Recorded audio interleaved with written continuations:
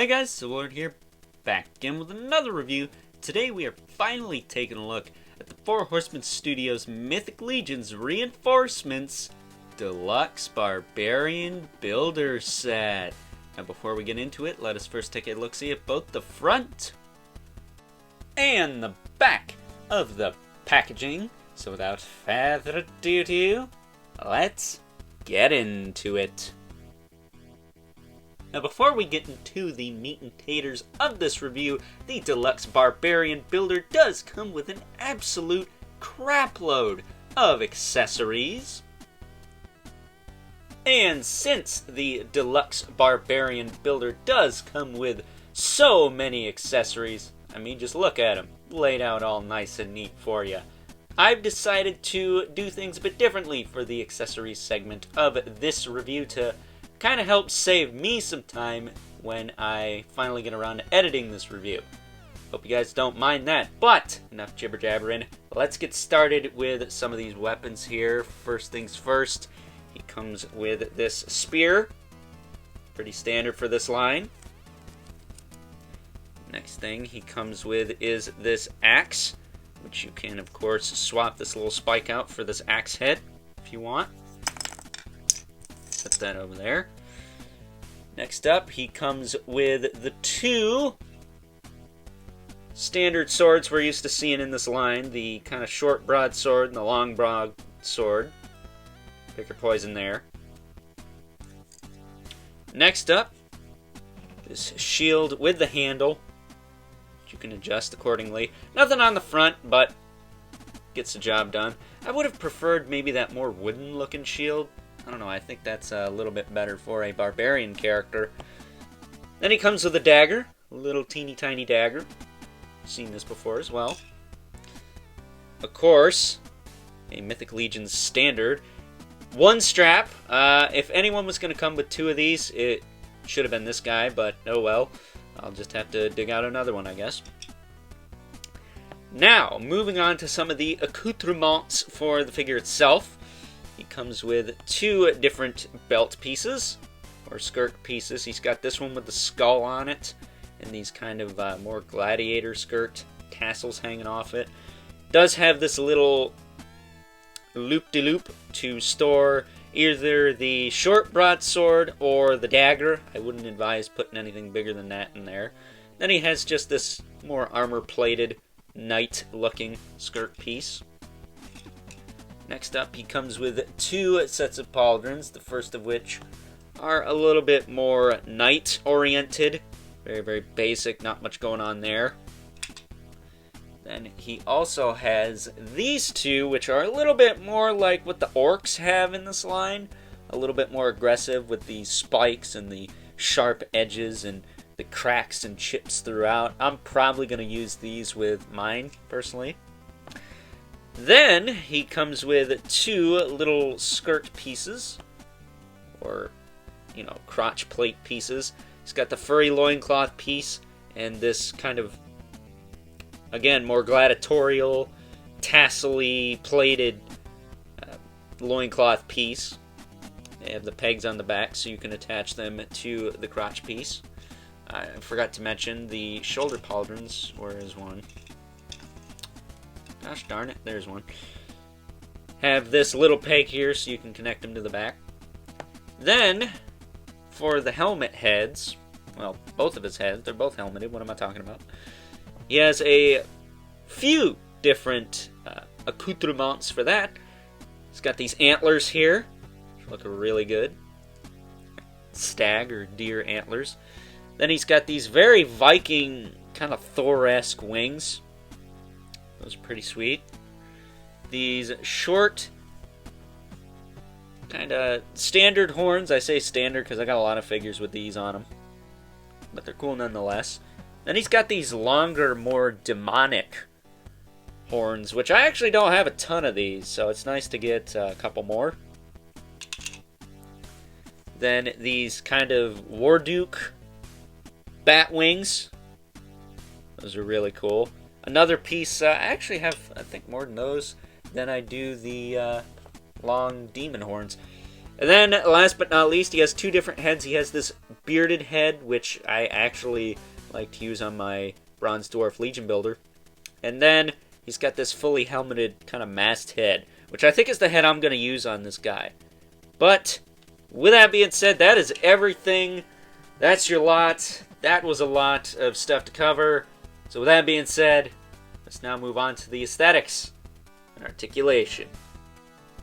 Taking a closer look at our Deluxe Barbarian builder. While I have him stripped down here, well, for the most part, I threw the wings on just so he didn't have some big old gaping holes in his head.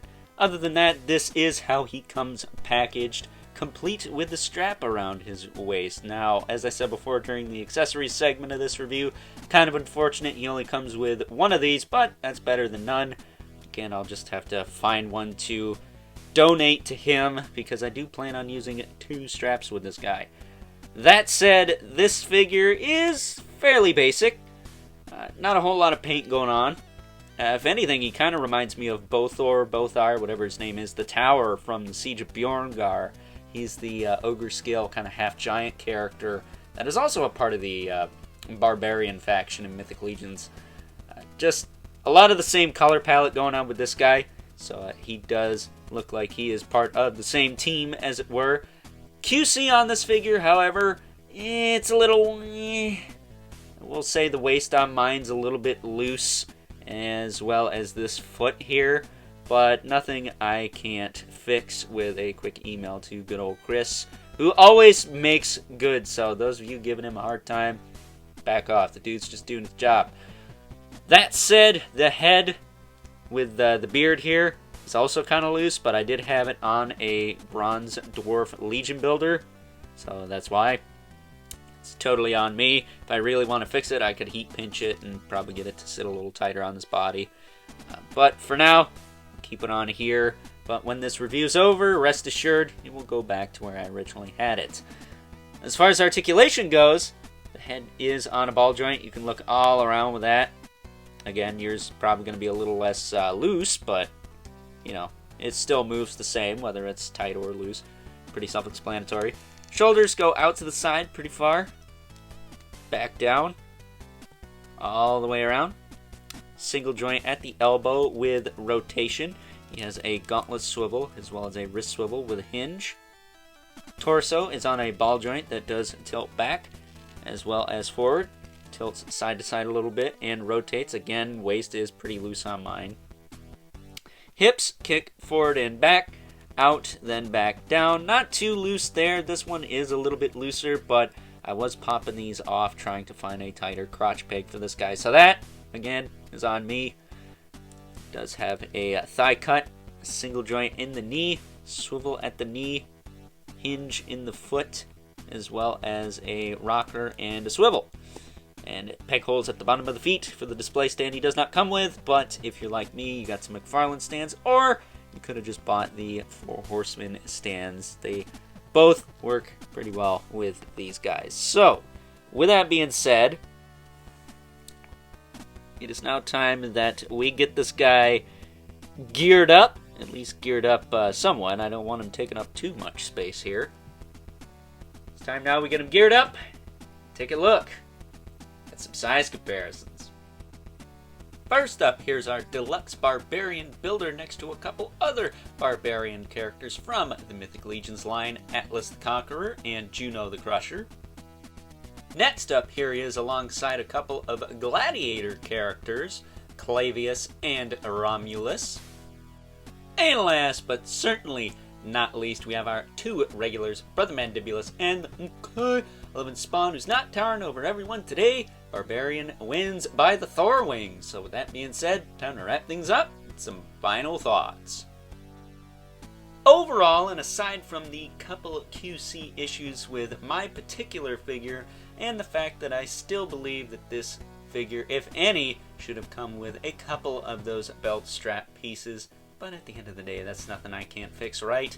This is an absolutely freaking fantastic addition to any Mythic Legions collection, or just collection in general. If you don't want to go balls deep in the Mythic Legions line like I have, or you know, some other people who view this channel or people in the Mythic Legions Cabal have, then I would advise you pick up figures like this or the deluxe builder set offerings that the Four Horsemen put out for the War of the Aether Blade Kickstarter campaign last year, which have unfortunately started to sell out, to my understanding. But with that being said, this guy is going to make an excellent companion piece for my deluxe orc builder, because to be quite honest, I don't think I'm gonna actually put this guy on my Mythic Legions shelf. I think I'm actually going to have him and any other deluxe builder that I pick up elsewhere just to kind of mess around with them, you know,